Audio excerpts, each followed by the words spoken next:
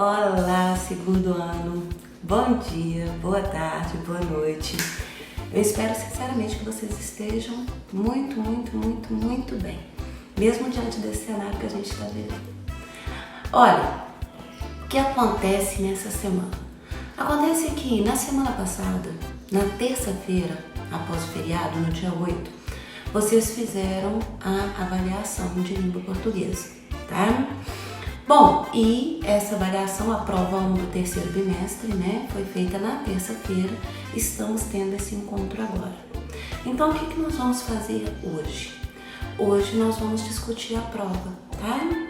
Vamos conversar, eu vou ler o texto com vocês, vamos conversar sobre os comandos da questão, qual era a resposta esperada, né? E muito provavelmente amanhã, na terça-feira, vocês já vão receber, tá? Pelo Class, digamos assim, a nota de vocês. Tanto da P1, né? Quanto da lista avaliativa. Então isso amanhã, muito provavelmente, já vai estar disparado no e-mail de vocês isso, beleza?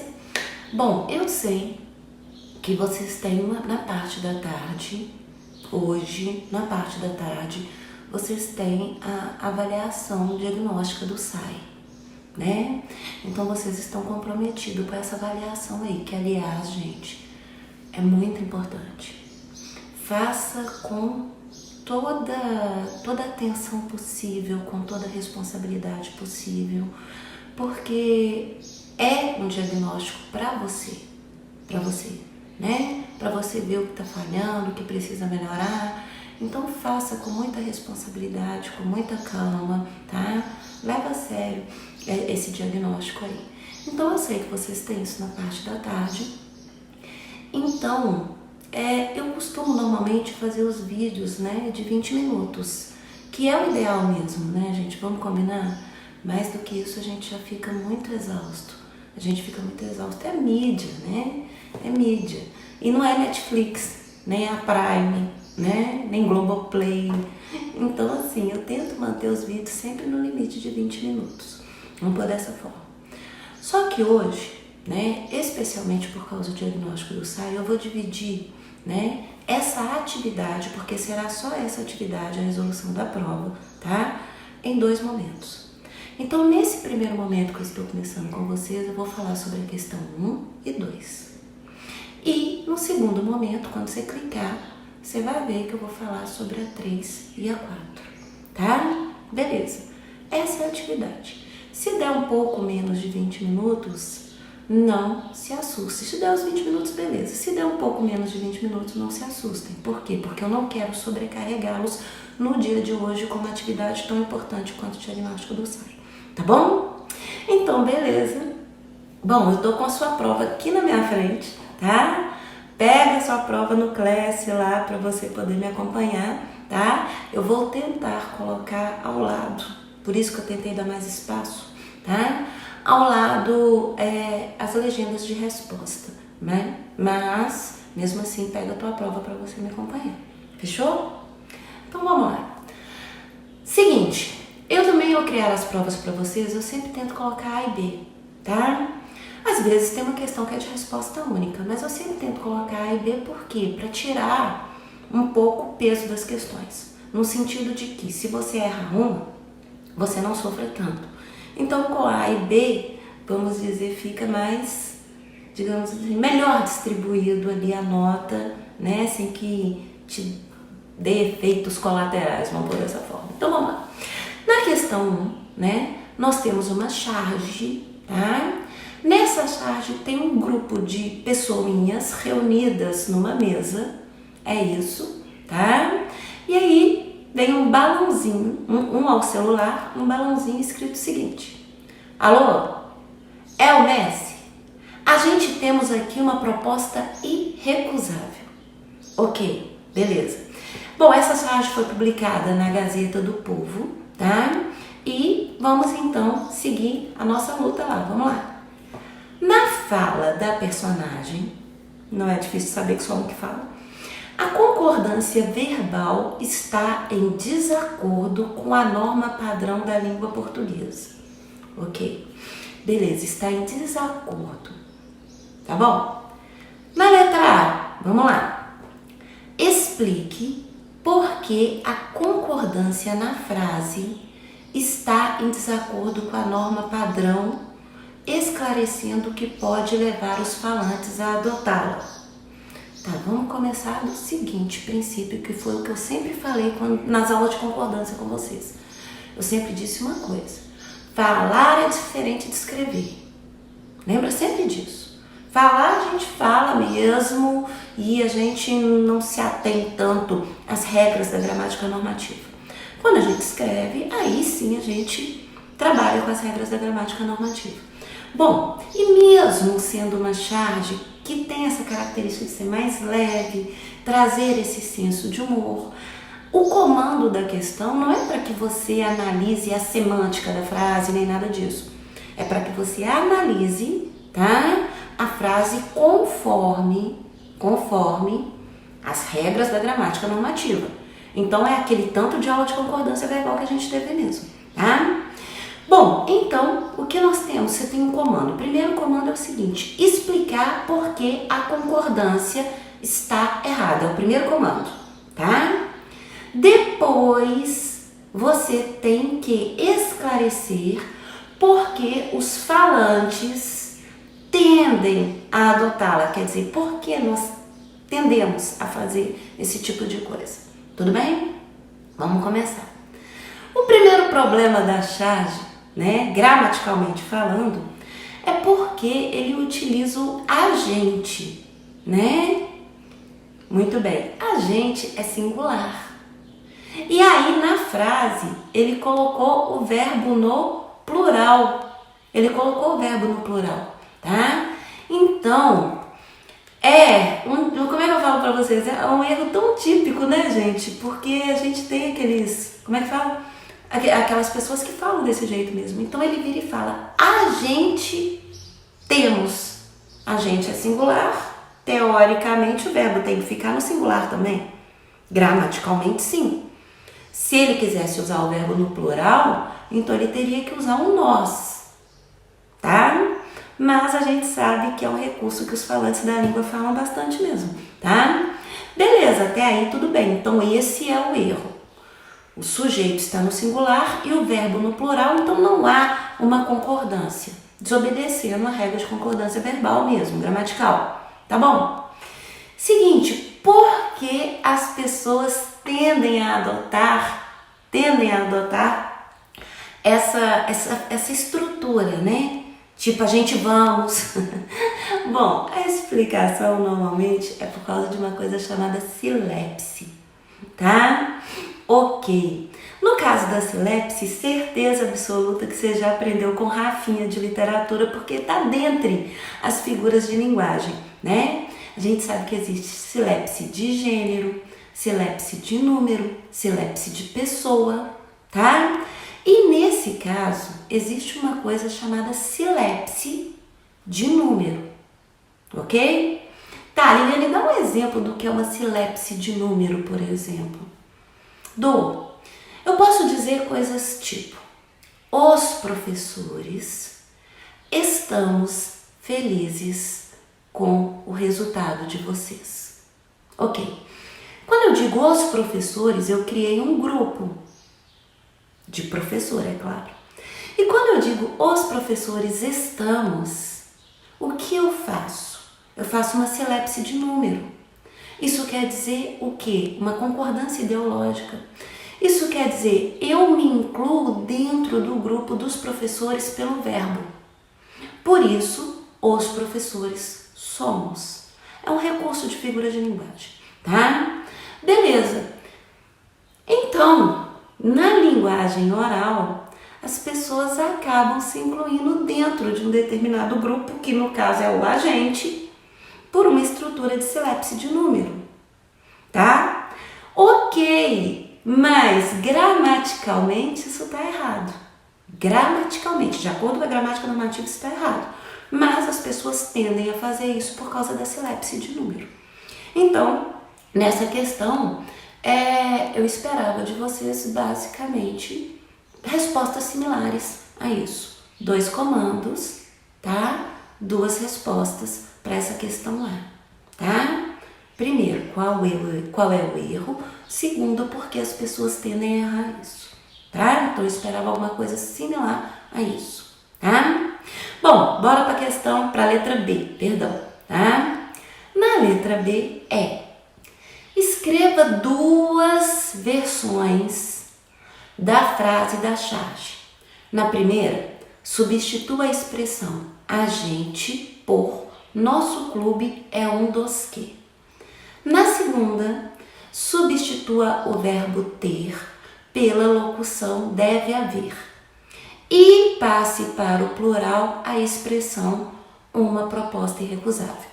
Então, observa que a questão 2, ela é simples. A letra B da 1 ela é bem simples. Quer dizer, ela só tem um detalhezinho, ela é cheia de comandos. Você, para poder, digamos assim, fechar a questão, né, gabaritar essa questão, você tem que prestar atenção no comando, porque difícil ela não é. Só prestar atenção no comando. Liliane, por que você escolheu essa letra B pra gente? Para vocês acostumarem-se aos comandos. Porque quando a gente não acostuma com o comando, sabe o que acontece? A gente erra. E erra não por não saber, mas por não dar atenção suficiente ao comando, tá? Então, difícil ela não é. O que a gente tem que fazer? A gente precisa escrever duas versões. Então, se você escreveu uma versão, quer dizer que você já não prestou atenção no comando, né? São duas. Na primeira, já deixou claro, se a gente vai pegar o agente, que tá lá na charge, tá? E tem que substituir por nosso clube é um dos que. Tudo bem? Beleza. Então, vamos ver. Como ficaria a reescrita correta desse primeiro comando aí, tá? Nosso clube, mandou substituir, estamos substituindo. É verbo no singular. É um dos que tem. Esse tem aí tem acento. Liliane, por que tem acento? Porque ele é indicativo de plural. E esse é um dos casos que nós conversamos na videoaula, que é um dos que. Então o verbo tem acento porque está no plural. Uma proposta irrecusável. Então ficaria dessa forma. Novamente, nosso clube é verbo no singular, porque nosso clube está no singular. Um dos que tem verbo no plural, por causa da estrutura um dos que, ok? Uma proposta irrecusável. Então, isso é obedecer o primeiro comando da letra B, tá? O segundo comando da letra B, que é o seguinte, né? Nós vamos substituir o verbo ter pela locução deve haver, né? E passar para o plural uma proposta irrecusável. Então, como ficaria? Deve haver aqui umas propostas irrecusáveis. Umas propostas irrecusáveis. O comando manda passar para o plural. Passemos. Tá bom? O que a questão quer com isso? A questão quer que você perceba que o verbo haver é um verbo impessoal. E nós conversamos sobre isso. Se ele é impessoal, é singular. Mesmo colocando umas propostas. Então, a sua resposta para o segundo comando dessa aí é: deve haver aqui umas propostas irrecusáveis. Ponto final, acabou. Então, se você seguiu o comando, prestou atenção, lembrou dos casos de concordância, né? Verbo concordando com o sujeito. E o caso de um dos que. E lembrou do que o verbo haver é impessoal. Muito provavelmente sua resposta está certa, então você pega a questão cheia. Tudo bem? Certo? Ótimo. Então, tá aí as respostas da 1. Tudo bem? Vamos para as respostas da 2, mas vamos ler o texto comigo primeiro? Vamos lá, texto para a próxima questão. Tá bom. Na Bélgica, presidenta destaca a diversidade cultural brasileira. Na abertura do festival, Europália. Aliás, tem para vocês esse númerozinho aí que normalmente aparece nos textos, é porque tem legenda ou porque aquela palavra tá na questão, tá bom? Certo? Então beleza. Em Bruxelas, a presidente Dilma Rousseff fez uma homenagem à diversidade cultural do Brasil, que estará presente em manifestações artísticas e culturais na capital da Bélgica. Segundo ela, são exposições desde a pré-colonização até a vanguarda mais experimental em mais de 400 atividades envolvendo as mais variadas linguagens artísticas e manifestações regionais do país. Para a presidenta Dilma, a cultura é a expressão maior da alma de uma sociedade e, no momento em que o mundo precisa reaprender a importância do diálogo, o Brasil e a América do Sul têm a oferecer a capacidade de conviver em paz nessa diversidade. A diversidade cultural do Brasil integra nossas raízes históricas. Somos um país mestiço, ao númerozinho aí de novo, tá? No qual imigrantes de todas as regiões do mundo somam-se as 3 matrizes onde surgiram o povo brasileiro: a indígena, a europeia e a africana. Eis uma mistura que nos orgulha e define. Os brasileiros, ao númerozinho de novo, os brasileiros orgulham-se muito de seu patrimônio cultural e de suas tradições populares, mas também ousam reinventá-los e reinterpretá-los. Mostremos aqui, na Europália, um pouco dessa cultura viva em movimento permanente. A presidenta... Peraí, gente, que eu andei demais aqui.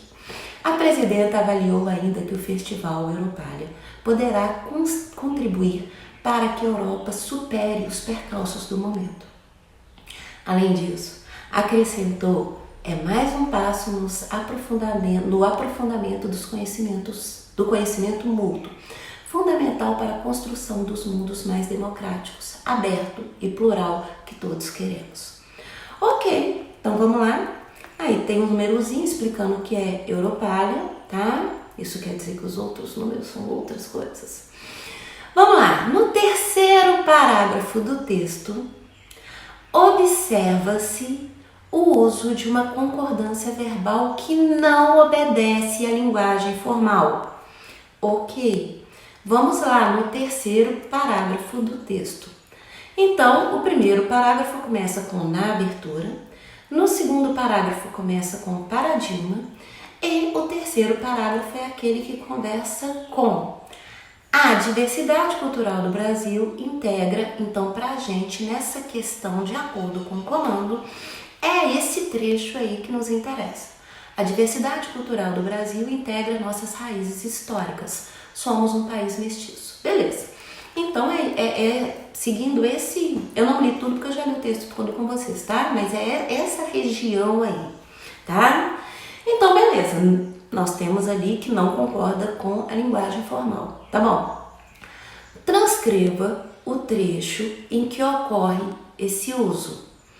Olha que questão boazinha. Te deu a localização certinha e você só precisa transcrever. Liliane, o que é o comando transcrever? Abre aspas, copia exatamente igual tá lá, fecha aspas. Isso é transcrever. E não tem mais comando nenhum, tá? Aqui não tá pedindo para justificar nem nada. Eu vou justificar para vocês, mas aqui só tá pedindo para transcrever. Então, quando pedir para transcrever, não esquece de abrir aspas, coloque igual fecha aspas, tá? A resposta para essa é, abre aspas, reticências, onde surgiram o povo brasileiro. Fecha aspas. É essa a resposta que eu queria. Só para fazer isso, tá? Mas caso você queira explicar, né? O erro de concordância está no seguinte: o povo brasileiro está no singular. Está no singular. E aí o verbo que se usou foi o verbo surgir, mas eles colocaram surgiram. E esse é o erro. Verbo no plural, sujeito no singular, tá? E aí a gente sabe que não pode. Então, na verdade, tá? Esse é o erro. O sujeito está no singular e o verbo no plural. Acabou. E olha a questão B, mais fácil ainda. Na B vira e fala, olha, reescreva o trecho, transcrito no item anterior, quer dizer, ela não te entregou, tipo assim, não, você tem que encontrar, depois que você encontrou aí, você reescreve, tá bom? Anterior, de forma que a concordância fique adequada a um contexto formal. Então, se você achou o erro, parte-se do pressuposto que você sabe qual é o erro, então você vai conseguir corrigi-lo. Simples. Muito bem. Então, bastava ter respondido. Abre aspas, onde surgiu o povo brasileiro. Acabou. O povo brasileiro está no singular, então você fez a adequação verbal, colocou o verbo no singular também. Simples e fácil, tá? Tranquilinho, um comando só para cada uma das letras, show de bola. Dado. Bom, eu tô estourando os 20 minutos, eu jurei que eu não ia fazer isso, mas eu falo mesmo demais, gente. Nossa Senhora. Faz o seguinte, vai ali, come um pão, toma um café, come um biscoito, e daqui a pouco você volta que a gente vai continuar com a questão 3 e 4 aqui na prova, tá? Marca aí 2 minutinhos, só mudar, um pão, volta lá, tá bom? Então, ó, beijo, tô entrando em seguida depois do seu café, tá bom? Beijo, tchau!